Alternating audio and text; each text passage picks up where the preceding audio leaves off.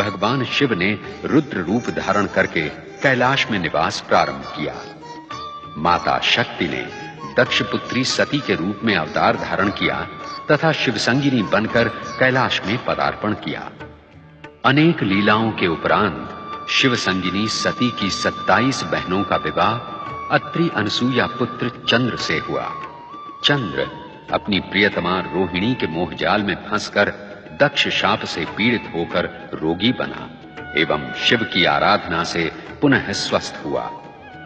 इसी प्रसंग में भगवान शिव के प्रथम ज्योतिर्लिंग सोमनाथ ज्योतिर्लिंग की स्थापना हुई। तत्पश्चात शिव के अपमान से दुखी सती ने दक्ष यज्ञ में आत्मदाह करके सतीत्व का अनुपम उदाहरण प्रस्तुत किया। शिव वैरागी बनकर तपस्या में लीन हुए। ब्राह्मण वेदव्रत तथा बालक श्रीकर की भक्ति से प्रेरित भगवान शिव ने दूषण राक्षस का संहार करके महाकालेश्वर ज्योतिर्लिंग की स्थापना की।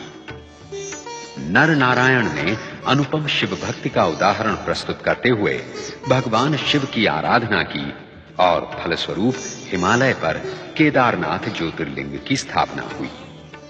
राजा मांधाता ने विंध्याचल पर शिव की आराधना की। भगवान शिव प्रसन्न हुए तथा ओंकारेश्वर ज्योतिर्लिंग प्रतिष्ठित हुआ।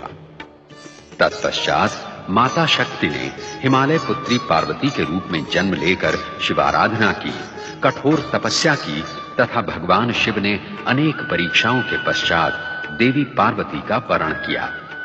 इसी बीच असुर कुल में महाशक्तिशाली तारकासुर उत्पन्न हुआ, जिसे ब्रह्मा द्वारा शिवपुत्र के हाथों मरण का वरदान प्राप्त था।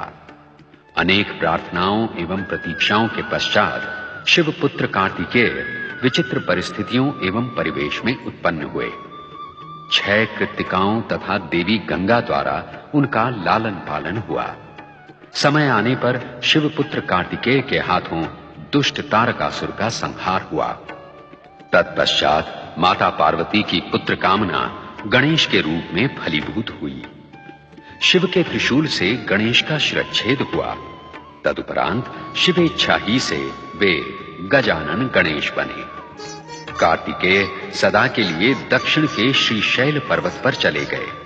उन्हें पुनः कैलाश लाने के लिए शिव पार्वती को भील भीलनी अर्जुन एवं मल्लिका का रूप धारण करना पड़ा और इसी प्रसंग में मल्लिका अर्जुन ज्योतिर्लिंग की स्थापना हुई। भगीरथ की आराधना सफल करके शिव ने गंगा को शीश पर धारण किया तथा गंगाधर बने।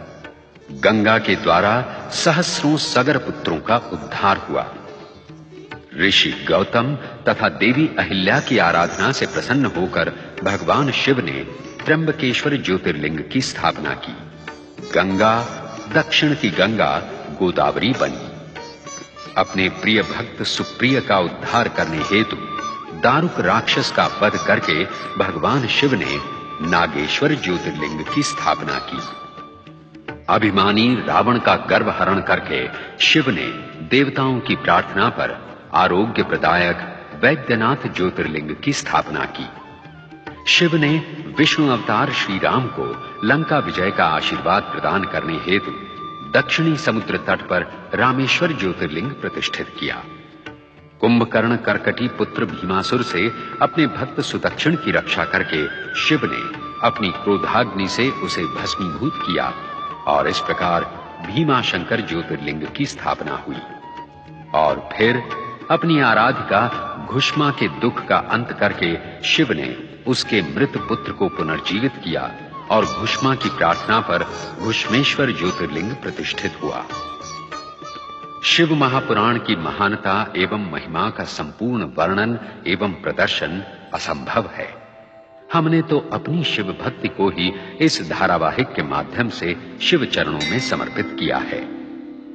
शिव महापुराण के इस अंतिम दृश्य में भगवान विष्णु के अंशावतार बाल ऋषि सनत कुमार शिव महापुराण का दार्शनिक महात्म्य उन 6 अध्येता ऋषियों के सम्मुख प्रस्तुत कर रहे हैं जो शिव दर्शन